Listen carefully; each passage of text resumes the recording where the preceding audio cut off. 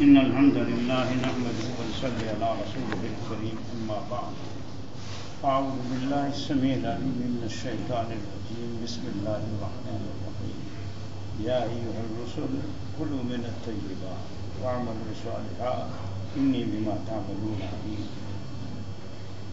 رزق حلال یہ عبادت کی بنیاد ہے۔ نماز قبول ہوگی جب پیٹ میں رزق حلال کا ہوگا اور اس کا مقال یعنی اس کی زبان صداقت والی ہے، اس کے کھوپڑی میں دل دماغ میں کوئی خلاف شرع بغض اور کینے نہ بھرے ہوئے ہوں، ایمان والوں کے حق۔ بظاہر کہتے ہو کہ نماز کے لیے آئے، لباس بڑا چمکتا ہوا صاف ستھرا کہ نجاست نہ ہو، پلیتی نہ ہو، اور اگر دل کے اندر میں شرک کی نجاست بھری ہوئی ہو یا کسی مومن اور مسلم کے خلاف بغض اور کینے اس سے دل بھرا ہوا ہو تو کیا عبادت کہوں گا؟ اس رزق طیب اور رزق حلال کے لیے اللہ پاک نے اپنے رسولوں کو مخاطب کر کے کہا اعوذ باللہ من الشیطان الرجیم یا ایھا الرسل کلوا من الطیبات، اے میرے رسولو طیب کھانا ہے، رزق حلال کا ہو، طیب کا ہو، پاکیزہ ہو۔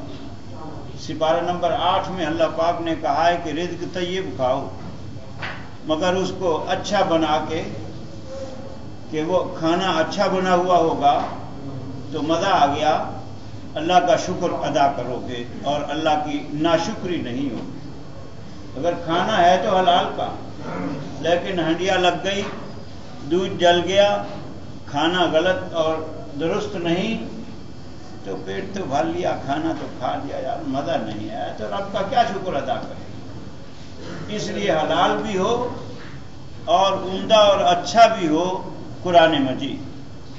فرمایا جب رزق حلال کا ہوگا کلوا من الطیبات واعملوا صالحا، جب رزق حلال کا ہوگا تو عمل تمہارا صالح بنے گا، رزق حلال کا نہیں تو عمل صالح نہیں بنے گا۔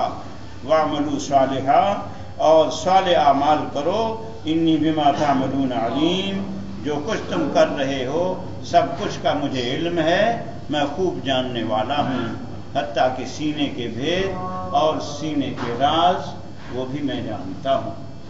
وَإِنَّ هَذِهِ أُمَّتُكُمْ أُمَّةً وَاحِدَةً، محمد الرسول اللہ صلی اللہ علیہ وسلم کا کلمہ پڑھنے والی امت، یہ ساری کی ساری ایک ہی امت ہے۔ جب نبی کا دور تھا صلی اللہ علیہ وسلم، صحابہ کرام کا دور تھا، اس وقت کوئی حنفی نہیں ہوتا تھا، اس وقت کوئی شافعی نہیں ہوتا تھا، کوئی مالکی زیدی جعفری کچھ بھی نہیں ہوتا تھا۔ دین کا بول بالا قرآن و سنت، قرآن و سنت، قرآن و حدیث۔ ان هذه امتکم امۃ واحدہ وانا ربکم فاتقون، اللہ پاک کہتا ہے تم جو میرے نبی کی امت ہو، کلمہ پڑھنے والے، تم تمام کے تمام ایک ہی امت ہو۔ اللہ پاک نے اہل حدیث کے لیے اور مسئلہ نہیں اتارا، طلاق کے مضمون پر آتے ہیں تو کیا اہل حدیث کے لیے الگ اتارا ہے، دیوبند کے لیے الگ اتارا ہے، بریلوی کے لیے الگ اتارا ہے، زیدی جعفری کے لیے الگ اتارا ہے؟ تو نہیں، یہ باتیں بالکل باطل ہیں، باطل ہیں۔ جتنا قرآن و حدیث سے دور بھاگتے گئے اتنے فرقے زیادہ سے زیادہ بنتے گئے۔ فرمایا وَإِنَّ هَذِهِ أُمَّتُكُمْ أُمَّةً وَاحِدَةً، اللہ پاک کہتا ہے تم تمام کے تمام ایک امت ہو، نبی کا کلمہ پڑھنے والے، رب اور رسول کا کلمہ پڑھنے والے۔ وَأَنَا رَبُّكُمْ فَاتَّقُونَ، تم تمام کا رب میں ہوں اللہ کریم، فَاتَّقُونَ، مجھ سے ڈرو ڈرو ڈرو۔ جو ڈرتا ہے کسی سے دور بھاگتا ہے۔ یہ شیر ہے، یہ کتا ہے، یہ غلیظ انسان ہے، بکنے والا انسان ہے، راستہ چھوڑ کر دور بھاگتا ہے، لیکن رب کا تقوی، رب کا ڈر، یہ اللہ کا قرب، اور جتنا اللہ کا خوف ہوگا اتنا اللہ کا قرب حاصل کرنے کے لیے مقرب بننے کی کوشش کرے گا، ایسے اعمال کرے گا۔ مگر اللہ کا خوف ہو، اللہ کا ڈر۔ فرمایا وانا ربکم فاتقون، میں تم تمام کا رب ہوں، مجھ سے ڈرو۔ فتقطعوا امرهم بینہم زبرا، لیکن لوگوں نے اپنا معاملہ آپس میں پارا پارا کر دیا، ٹکڑے ٹکڑے کر دیا، تفرقہ بازی میں برباد ہو گئے، قرآن و سنت سے ہٹتے گئے، تفرقے نکلتے گئے۔ یہ ہمارے ہاں یہ ہے، ان کے ہاں یہ ہے، ان کے ہاں یہ ہے، ان کے ہاں یہ ہے۔ نہیں ہے تو جو اللہ اور رسول کے نزدیک ہے وہ نہیں ہے بس۔ تو انا للہ و انا الیہ راجعون، دین کا جنازہ نکل گیا۔ فرمایا نبی صلی اللہ علیہ وسلم کی حدیث صحیح بخاری مسلم کی، ترکت فیکم امرین، دو چیزیں چھوڑے جا رہا ہوں، دو چیزیں چھوڑے جا رہا ہوں۔ لن تضلوا، کبھی بھی ضلالت اور گمراہی نہیں آئے گی، اس میں گمراہی میں داخل نہیں ہوو گے۔ ترکت فیکم امرین لن تضلوا ما تمسکتم بہما، کتاب اللہ و سنتی، اللہ کی کتاب ہے اور نبی کی سنت ہے صلی اللہ علیہ وسلم، یہی دین ہے، یہی دین ہے۔ اسی دین کا سوال جواب قبر میں ہوگا۔ مخلوق اللہ کی ہیں ہم سب لوگ، امت رسول اللہ کی ہیں صلی اللہ علیہ وسلم، دین جو رب نے بھیجا تھا، رسول لے کے آیا تھا، اس دین سے ہم متدین ہیں، دیندار ہیں۔ سوال ہوگا من ربوں کا، تیرا رب کون ہے؟ من نبیوں کا، تیرا نبی کون ہے؟ ما دینوں کا، تیرا دین کیا ہے؟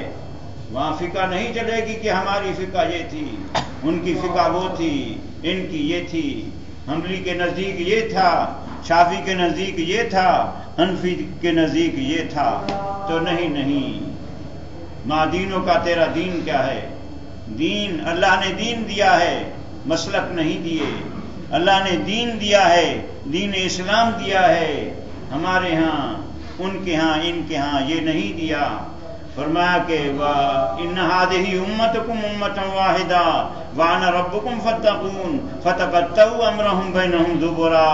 حقیقت یہ ہے کہ تفرقہ بازی میں برباد ہو کر دین سے منتشر ہو گئے اور ہر ایک سمجھنے لگا کل حزب بما لدیہم فرحون، ہر ایک جماعت نے کہا جو میں ہوں، میں بڑا خوش ہوں، میں سچے دین پر ہوں۔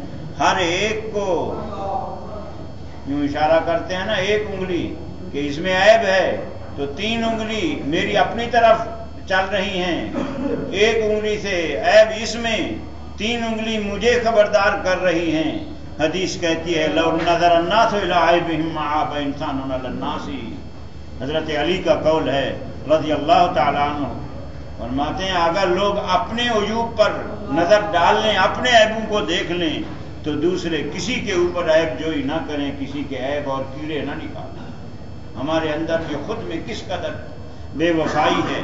فرمایا کل حزب بما لدیہم فرحون، ہر ایک کی کوشش ہونی چاہیے کہ جو رب اور رسول کا دیا ہوا دین ہے بس وہی حق کا ہے، وہی دین ہے، اسی کے بارے میں دنیا میں زندگی گزارنی ہے، یہی قبر کے راستے سے، قبر کے جو سفر ہے یعنی برزخ کی زندگی، یہی دین کام آئے گا، آخرت میں کامیابی اسی دین کی ہے۔ فرمایا کہ فذرہم فی غمرتہم حتی حین، بعد نہیں آئیں گے اے پیغمبر صلی اللہ علیہ وسلم، یہ دنیا کے لوگ بعد نہیں آئیں گے، فذرہم، ان کو چھوڑ دیجیے آپ، فی غمرتہم، اپنی برائیوں میں، گمراہیوں میں غوطے خاری کر رہے ہیں، غوطے لے رہے ہیں، ڈوبتے ڈوبتے مرتے، ڈوبتے کو تنکے کا سہارا، یہ ان کا دین بنا ہوا ہے۔ اور جو سچی کہانی، سچی بات تھی، سچا دین تھا، رب نے آسمانوں سے بھیجا، وہ اللہ کا ولی امام ابو حنیفہ رحمۃ اللہ علیہ فرمانے لگے، بیت اللہ کا طواف کر رہے تھے، رک گئے، یا اللہ مجھے وہ دین دے دے، مولویوں نے میرا دین خراب کر دیا ہے، ادھر ادھر کی باتوں نے برباد کر دیا ہے، مجھے وہ دین دے جو تو نے آسمان سے اتارا، جبریل لے کے اترے، محمد کریم پر نازل ہوا صلی اللہ علیہ وسلم، صحابہ کرام نے عمل کر کے، یہ دین اسلام ہے، یہی دین حق ہے، اسی میں کامیابی اور کامرانی ہوگی۔ اللہ کریم ہم سب کو عمل کی توفیق دے، آمین، بارک اللہ۔